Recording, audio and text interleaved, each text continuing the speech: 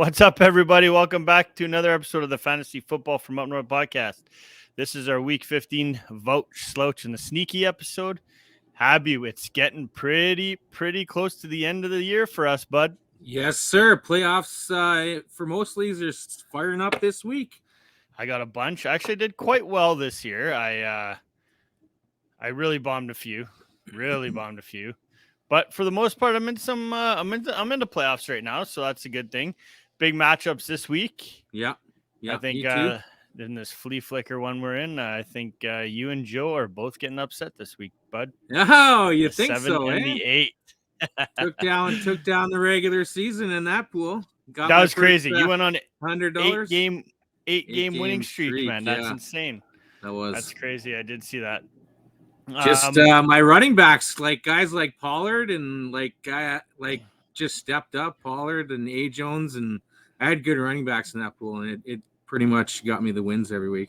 Oh, on paper, my team is amazing, but yeah, just can't put it all together. I struggled. You never know in the playoffs. You never know in the playoffs. 3 or 4 of those games, I think, in that league, I lost by less than 1 point or less than 2 points or some nonsense like that. But it's a fantasy gods taking you down a peg because you're pumping your tires for the last 10 years. Yeah, he doesn't want me to win the 5th title, I guess. Yeah. But before we start this episode, Habby, 247 Clash Daily Fantasy Sports is who we are partnered up with. We've been talking about it for weeks now. Player versus player based on fantasy points. Each week, get a certain number of lines. Person with the most wins the pot. Pretty simple as that. Last week, I think there was one winner. I think he had 11 of 13 correct. Oh, talk bad. You know what I got on that week? 4 of 13. Kind of similar to my picks in this thing every week. Yeah, 11 of 13 ones. Well, it happens. It happens, Yeah. But some weeks you strike, and some weeks you can hit him out of the park. Oh, yeah. So if you guys haven't already done so, head over to www.247clash.com. Sign up, make a deposit, use referral code North, and start playing with us here because, any little bit, any deposit or anything like that, guys, helps the podcast out slightly. So feel free to do so, and let's just continue to make money week to week here. So, boom, Habby. Before we talk about this too, we got to talk about our Week 14 episode that got just lost in the wind. Did not air. I did explain it. I did explain it on the waiver wire show. I blew it. I don't know if the squirt was playing around with the mic, but I was basically audio was complete trash. I think my speaker for my was the one that was picking up on it, and it was horrible. There's no way I was releasing that and hurting everybody's just didn't ears. Like your picks. Clearly I didn't. I can't believe I picked those guys. I clearly did not. You know what? But this show's not gonna go. However, Habby, I did go through everybody again this week. You once again went 6 for 9. That's my number, 6 for 9. I'm gonna get a tattoo now. And I went 4. I went 4 for 9. Brutal, just horrendous. So like I mentioned in the waiver wire show, take the one thing I was proud of. Mine. The one thing I was proud of was the Jay Williams deep touchdown call. And first catch, boom, nails it. You did call that. He still finished as like wide receiver 35, so it doesn't really count. But he had his deep touchdown. So yeah, we're going to try to, give these guys some more of these guys. I kind of went deep into the well this week. Tried, there's a few guys out here that I understand you guys that it's fantasy playoffs. You're still starting your studs and stuff like that, but there is times where, you might want to take a risk. I mean, especially if you're an underdog and you kind of need that upside. I got a few guys on my list here that I believe can do that, as do you, Habby. So let's just jump into this episode and give these people what they came to listen to. So I'll kick her off. Quarterback I'm vouching for this week, if he plays, is going to be Mike White. I mean, this guy against Detroit, rough outing last week against the Bills and took a shit kicking on the field as well. Left the field twice, but did come back and finish the game. Should throw for over 260. And like I mentioned, he was forced to leave the game due to injury. Now, all signs do point to White suiting up this week, which is a plus side for all these pass catchers: Garrett Wilson, Elijah Moore, even Bam Knight, because he's been doing all the action in the backfield. So, and now this Detroit Lions, they've allowed an average 23.5 fantasy points per game to opposing quarterbacks in the last 4 games. And the fact we know both these teams can move the ball, which is crazy to talk about. When you talk Detroit and the Jets, you don't talk about moving the ball very much or high scoring games, but that's exactly what we could get out of this game. I do believe that White does put up top 12, will put up a top 12 performance this week. So I would have no issue starting him. Yeah, good matchup. Aside from that Buffalo game, he's put up pretty good fantasy numbers, so he'd be a good fire up if you're looking for somebody. And a guy that I'm going to talk about is sort of come out of nowhere as well. Brock Purdy. He played good against the Bucks last week, throwing 185 and 2 touchdowns and rushing for a score. It was good for 22 fantasy points. He gets the Seahawks, who have been tougher on QBs of late. But I think the playmakers around Purdy are what really is puts him over the top a little bit, because he has such prolific playmakers. I mean, they did lose Debo, but they have other guys, Kittle. I mean, they just got endless amounts of talent around them. And I think that if Seattle can find a way to score a few points on the Niners defense, then we could see a little bit of a shootout here. I agree and I disagree at the same time here. I'm not super sold on, like, from what he's doing, what he's done the past few weeks has been awesome. Like, it's such a good field story, everything like that. You know, the fact that his parents bought tickets before they even knew he was playing, just because they wanted to come see Tom Brady, and they know it. He's playing against Brady. Great. And he shit kicked Brady. Like, let's be real. But my concern with him this week, I'm not saying that he's not going to do well, but I just think the 49ers are going to just run the piss out of the ball. I mean, the Seahawks can't stop the run. They've been ran over all year long. I mean, I think CMC might even be limited a little bit, because, I mean, short week, they're probably going to try to limit him a little bit. But sneaky play that I'm not talking about this week, but is a guy like Jordan Mason, who's been, you know, putting up some decent fantasy performances the last couple of weeks. So I'm not saying that. I think their offense is run with a lot of gimmicky plays. Like, it's sure they want to run the ball, but Purdy's involved in the running game, and he's involved in all those short gimmicky plays that will get them hopefully touchdowns. And like I said, if Seattle can score, because Seattle's offense has been good this season, then it might force Purdy to have to throw the ball a little bit more, or you know, even if he does get involved in the running game, he can run the ball too.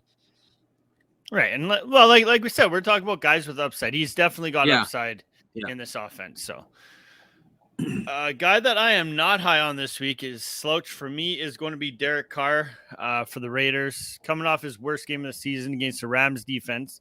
And the Rams defense didn't even have Aaron Donald. So could you imagine if they had that, he'd be put up even worse game. But I mean, he threw for almost 140 yards, did get picked off twice as well.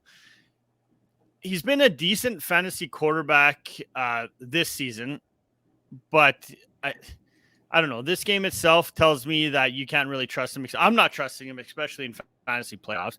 Who the hell are they playing again? I can't even remember. Well, they're playing the Patriots. Patriots, that's what it is. So, I mean, yeah, I don't know why I do have it in there. But anyways, he's averaging just under 15 fantasy points per game, which is 20th amongst quarterbacks. And to me, he's a quarterback that that's only playable based on matchups, in my opinion. The Raiders play the Patriots this week, and they're allowing the 9th fewest fantasy points to opposing quarterbacks this year. So, like I mentioned before, I'm not trusting him this week. And to be honest, any week moving forward, I don't think. I mean, if you're in need of depth somewhere else, don't even be afraid to drop him.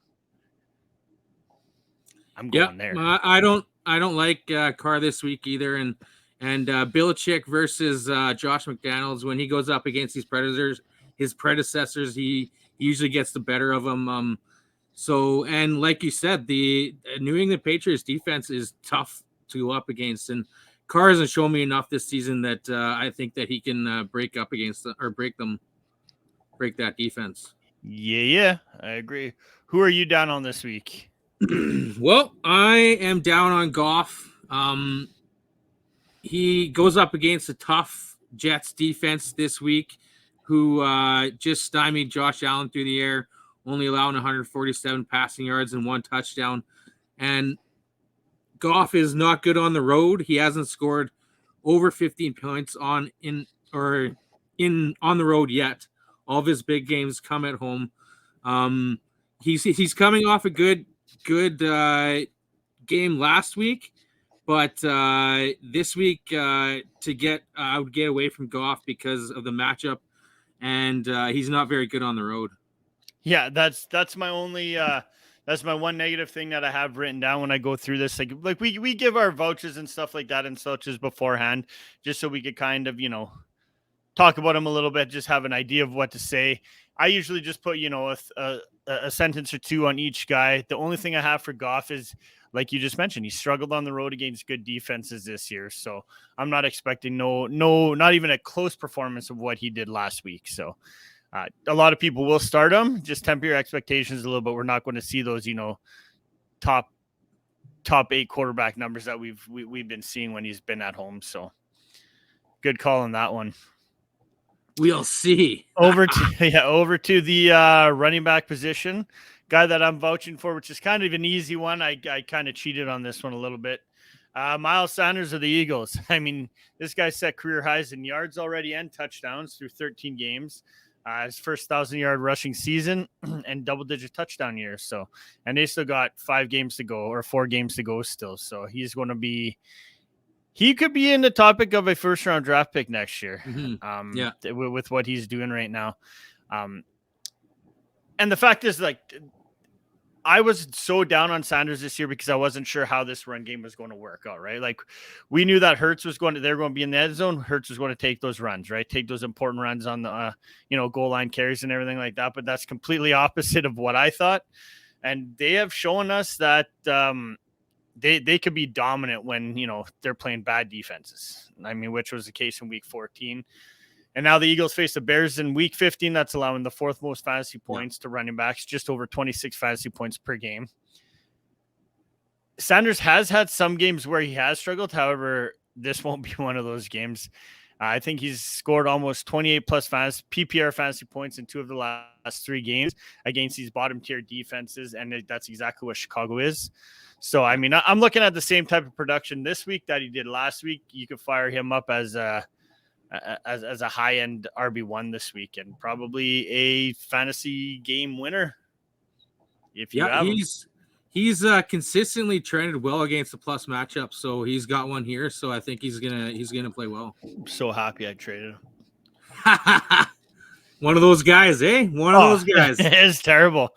The last few years, coming into this season, you thought Hurts was going to be. I traded him literally Thanksgiving weekend. Oh, really? Nobody I don't even know who it was, to be honest with you. It's horrible. Worst trade ever. And I deserve it's that big 16 team league. I deserve to lose first round, which most likely I'm going to. Because since I made that trade, I don't think I've won. So whatever. Really? Yeah. Not good. But who's your guy this week? Well, I'm vouching for a guy who's been slouching for a long time. Alvin Kamara. I mean, he's normally a weekly startup, but I mean, I got him in one of my leagues. He's been really dragging one of my running back spots down for a while. He actually forced me to make a trade for Taylor at the end of the season so that we can get into playoffs. I had Jacobs and Kamara. Kamara wasn't doing it, so he forced me to bench him. So we've actually benched Kamara, and but this week we are firing him up. It's like I said, it's been a rough go as of late. He's only scored single digits in 4 of his last 5 games, averaging just 8.5 fantasy points per game in that span. We haven't seen the old Kamara, in a while. This week could be his get right week though against the Falcons. They have been generous running backs this season, allowing 25.6 fantasy points per game to the position, the 8th most in the league. Despite the recent struggles, I would stick with Kamara in this strong matchup. I think coming out of the bye, they may have fixed some stuff and hopefully got some rest or something. Went back to whatever juice he was drinking last year. I don't know. But hopefully he just gets off the shine because in the first playoff matchup this week, I'm firing him up. So he's dropped down my rankings almost to like outside the top 20. Yeah. I'm not a huge fan of him. I did read some reports. Mark Ingram is on IR. Yeah. And it's crazy to even say this or even bring this up, but I'm just worried that Kamara's touches are going to even be less than what he usually gets. And I'm going to say it right now. I can see we might have a David Johnson sighting this weekend. Oh, really? Because that's his backup now. I do. I just think they're going to want to try to go back.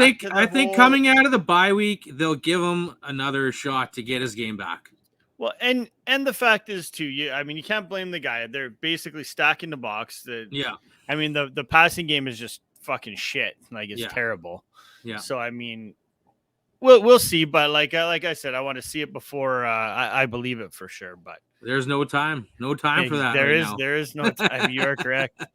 The one guy I am down on this week is Najee Harris facing the Panthers. He hasn't been great at all this year. Basically, his attempts, yards, touchdowns, all down from the previous year.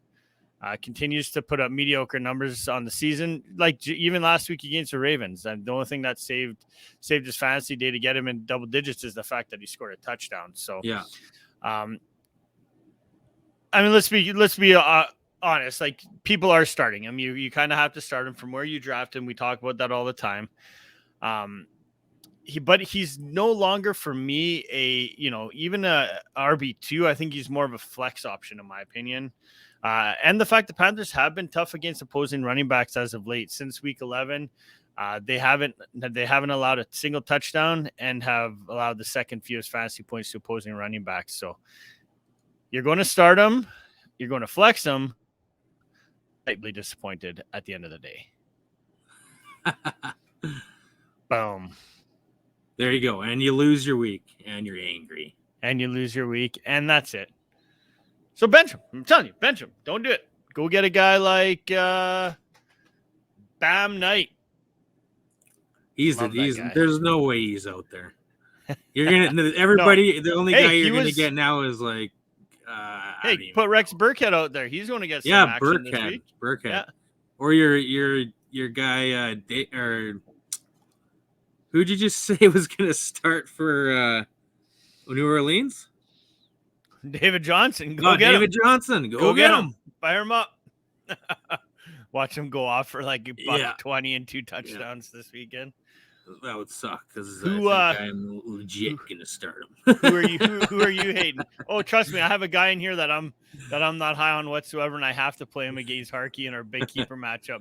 He basically, if he wins, he takes over first, and I'm gonna have to pray I win out and he loses at least one game. Oh man, that's huge. And I lost Higgins in that one. I lost Debo in that one, and Ramondre Stevenson. So hurting. Big matchups everywhere, man. Yeah. Who are you? I'm benching. I'm slouching Cordell Patterson. Against the Saints, Patterson averaged 10 carries with 50 yards for 50 yards to go with just 1.4 catches and 7.4 receiving yards per game since that injury he had. He's been pretty much splitting time with Algier in the last 4 games. And he gets the Saints, who have allowed 21.3 fantasy points per game to running backs this season, which ranks in the bottom third of the NFL. And Desmond Ritter's first career start. And you'd think the Saints hunker down on the run because of Ritter's rookie. I mean, it's his first start. Because the rookie and try and force the guy, Ritter to beat them through the air. In his first start because they know he's going to be nervous as hell.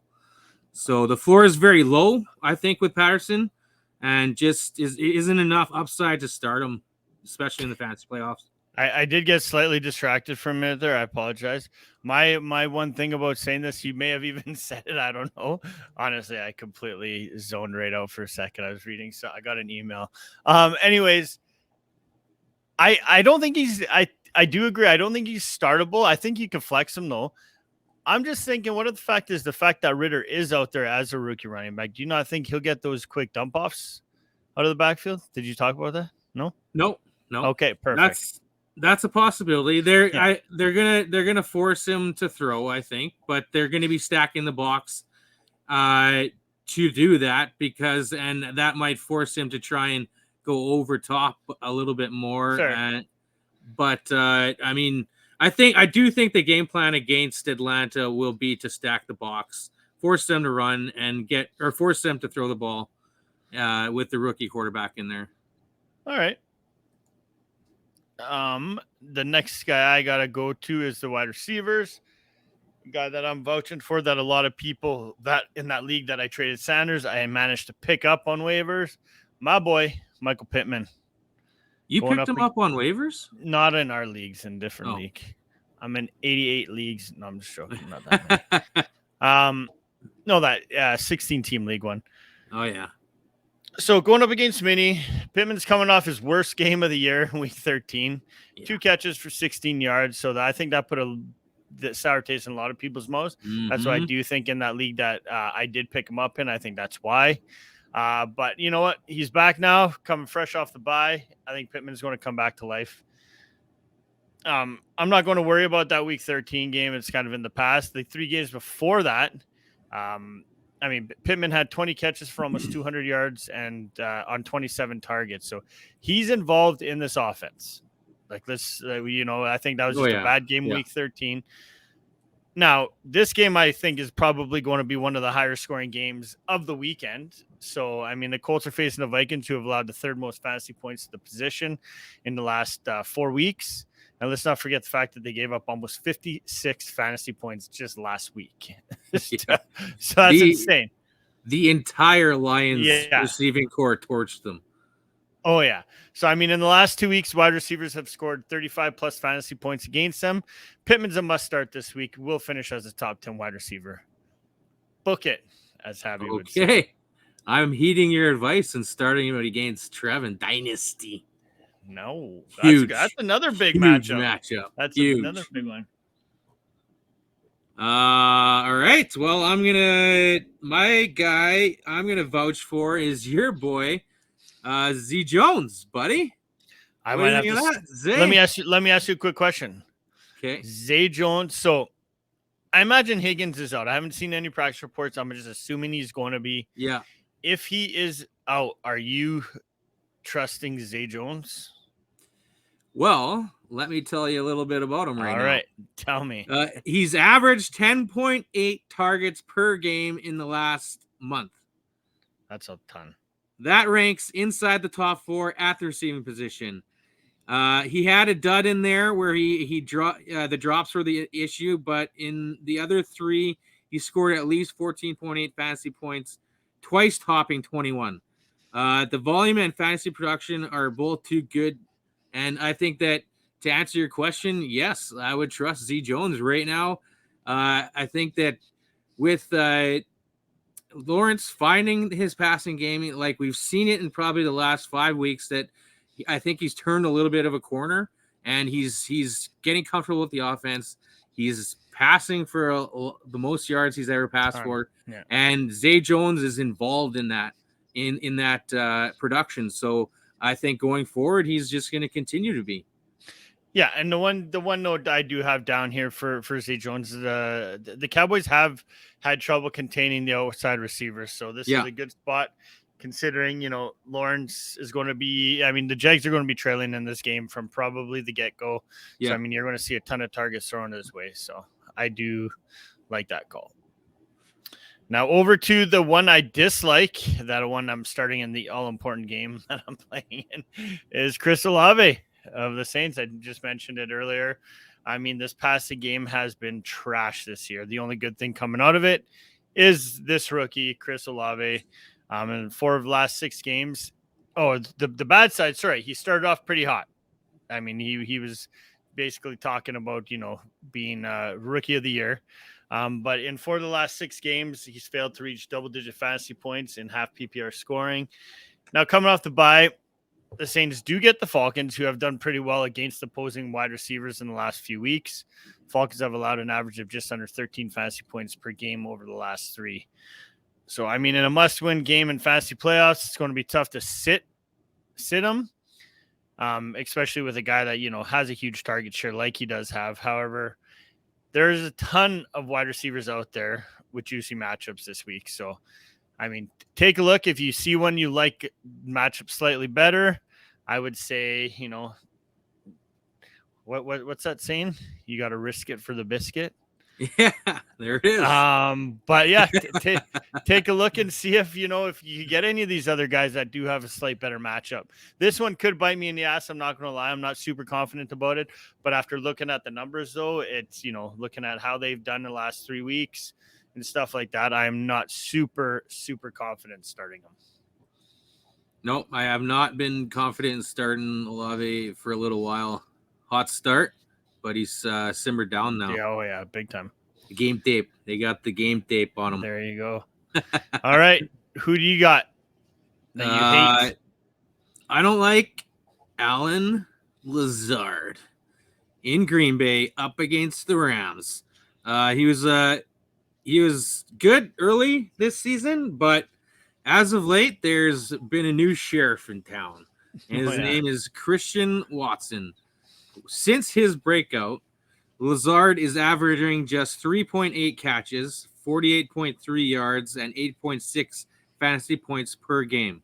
His high game in that stretch is just 11.7 fantasy points, and he was productive earlier on largely because he was Rodgers' go-to guy. And when you're Rodgers' go-to guy, your fantasy production goes through the roof, and only that guy's production goes through the roof. So exit Lazard, enter Christian Watson, and same thing.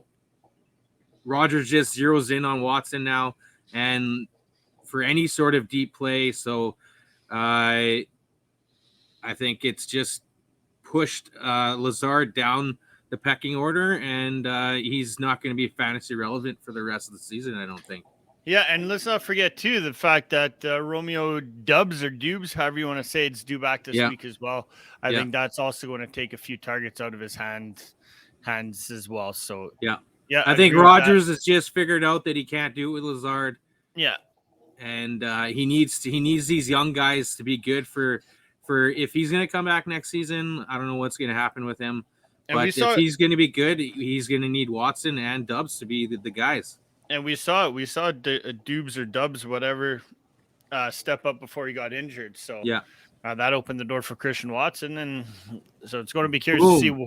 It's going to be curious to see what he has when both those guys are healthy and on the field. So all right, to the all-important tight end position. Tight ends. Greg Dulcich is my guy.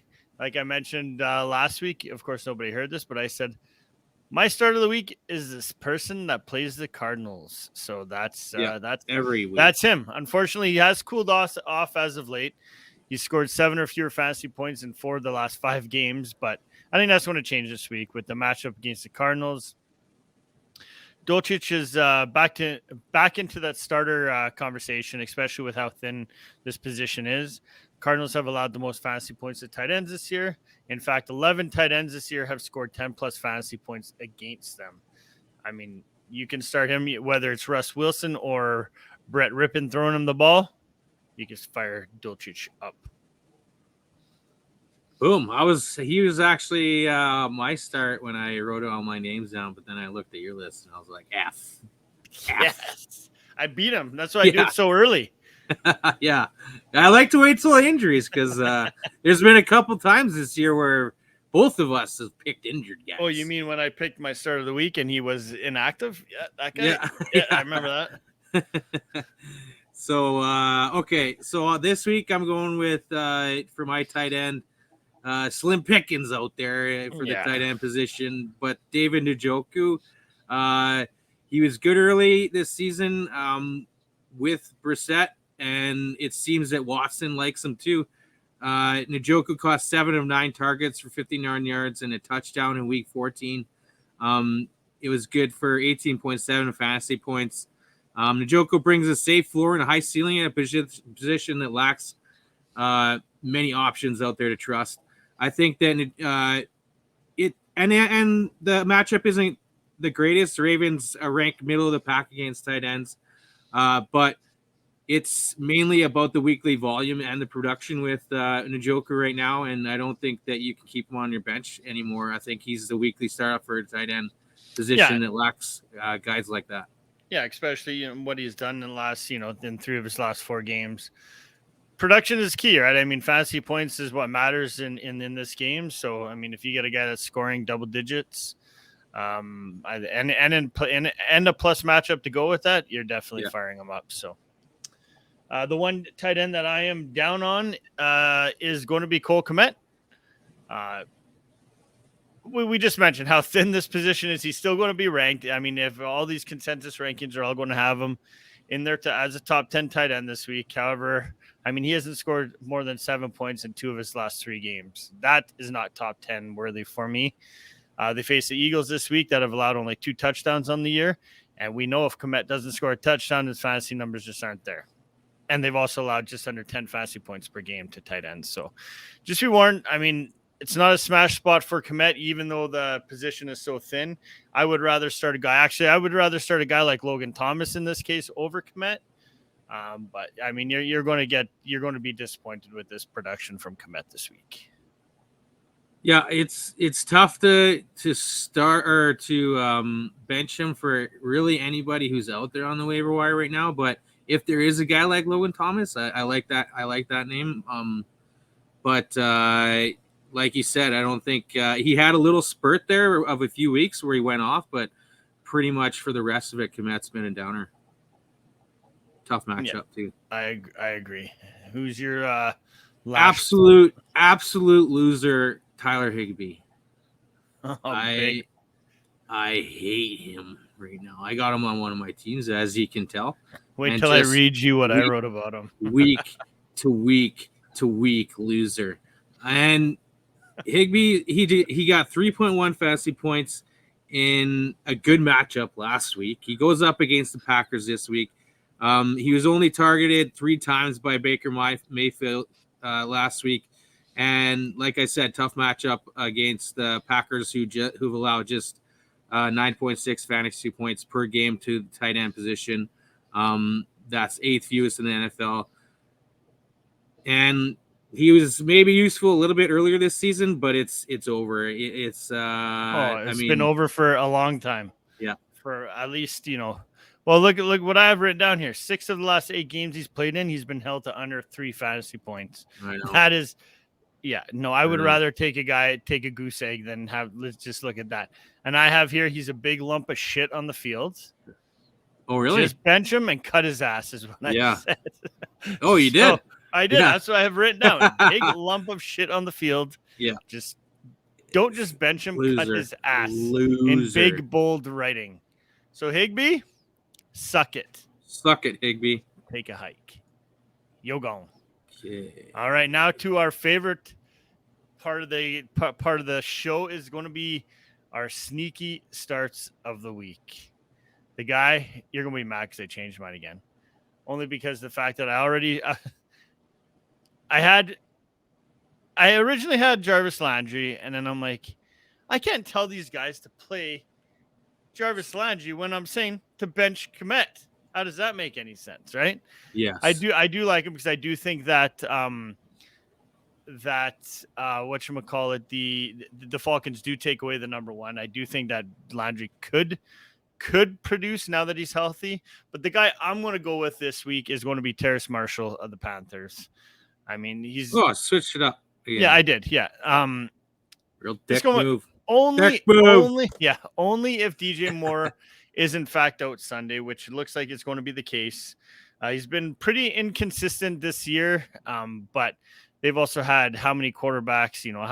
How is any player going to be, consistent fantasy producer with the amount of quarterbacks that they have had this year? And on top, they have a juicy matchup against the Steelers, who are allowing the fourth most fantasy points per game this year to wide receivers, and they have also given up 15 touchdowns to wide receivers. So, I mean, I think he's in a good spot. I think he's going to make some big plays this week. And like I mentioned, if DJ Moore does sit, Panthers are going to need somebody to step up. I think this is the guy right here. Okay, you called it. I'm writing it down. And I have him as my wide receiver, like 58. Oh, so that's deep. Okay. I asked, where do you got Akers ranked? Cam Akers. See, me and you are on the opposite spectrum here. I got him as my running back 26 this week. 26? Yeah, it is higher. It is. Well, I mean, would he be considered a sleeper pick though? No. The way I looked at it when I do mark these guys, because he's a guy that probably hasn't been started in a while. Correct. So yeah, but he definitely 100%. He was probably started in less than 40% of leagues. So yes, I would agree. He is technically a sleeper pick. Okay. So, well, this week he goes up against the Packers.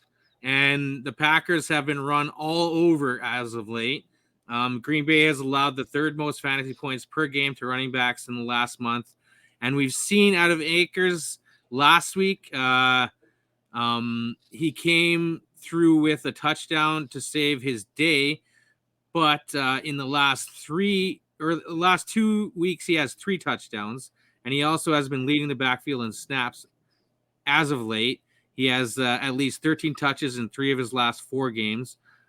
But like I said, it's really about the matchup this week. Anybody and everybody runs against Green Bay. So he's the one guy that's, if you got injuries or whatever, then maybe he's a sneaky start this week.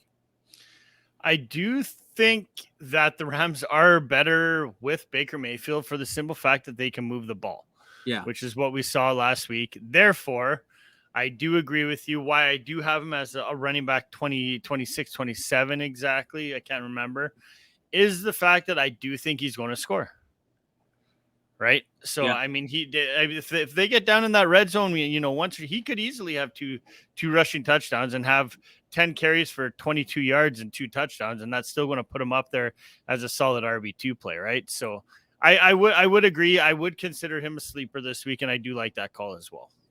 Okay, I got 2 quick questions for you. Have it. Question 1, pick one, Higbee, Tonyan, Logan Thomas. I would have to go with Logan Thomas. Okay, question 2. I do like Tonyan, but I would go Logan Thomas. What are your thoughts on this Rams offense? Do you think that Skowronek is going to be Baker Mayfield's best friend or going forward, or do you think? I think in the red zone, I think it's going to be a Van Jefferson or an Tutu Atwell.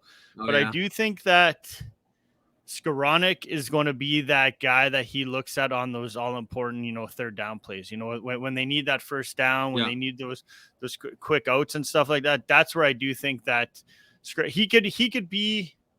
Because he's really good. He reminds me, he's not as good as Cooper Kupp, but I was just about to say that. He sort of reminds me as Cooper Kupp is so that I'm sort of like based on obviously the offense that they ran, they have been running, and they allows for a guy like that to get a lot of grabs every game. Yeah, I think I was just about to say that. I think that if you were to play him in a PPR format, yeah. I do think that it would pay off for you because I do think that he will be targeted, at least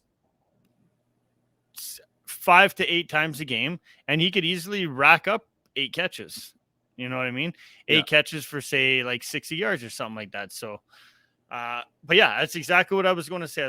I think he could do in this offense not what Cooper Kupp did, but similar to what Cooper Kupp did, how they relied on him during those third down plays for those important first downs and all that stuff like that. So, all right. But Javi, that we're done.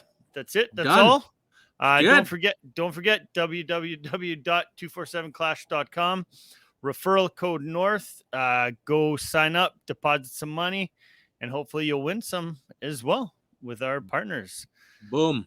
So outside of that, H, good luck this weekend, buddy. Yeah, you too. Sorry I can't make it to hockey yet. It's all right. I'll take Jerry's advice and not come back till January. Yeah, get her nice and healed up. Yeah. Come back fresh as a daisy. Oh, it'll be coming back. I miss it though. But anyways, so guys, thanks a lot. Appreciate all the support, and people are still hanging around listening, so that's a good thing. Yeah. So good luck this weekend with your playoffs, and even if you get knocked out of playoffs, at least just come back to this and just download it at least. Maybe not listen to it, but just download it at least. That's all I ask. So until next week, peace. Peace.